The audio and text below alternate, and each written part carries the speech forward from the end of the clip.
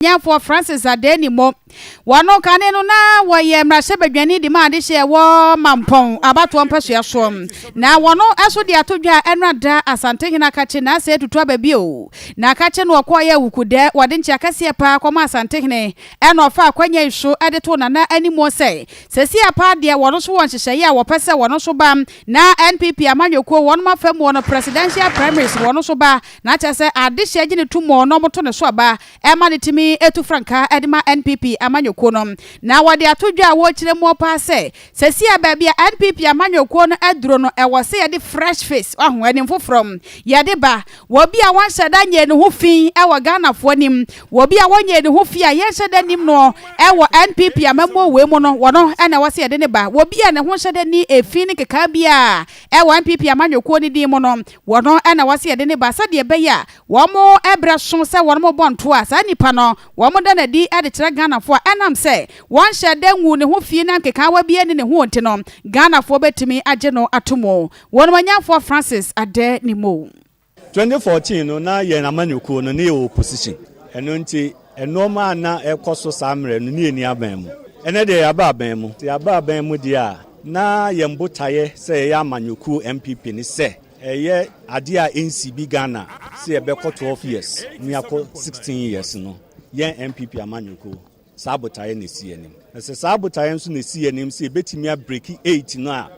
ye de aye mantra no dia na ehia enim foforo ehia enim foforo a enkeka ye ni ne ho ehia enim foforo a ode enkabo mu sonko ebeba ehia enim foforo so a oni ya ban a ewo ho no enam se abakosem kire se obi biara after 8 years of the party in government o ebe fa na free aban ni mu so ntu franka emfa ma amanyoko no enya ade a otimi di nkunimdie eba eno ena megina so a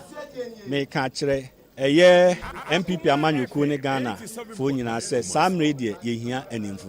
enimfoforo nso so di nkenya afoforo ene beba a wo mo abamu abuo wo mo di ya no nyina no so besanya atenka foforo se ye nyina no yensom ne enye kuo no ema ne nyeye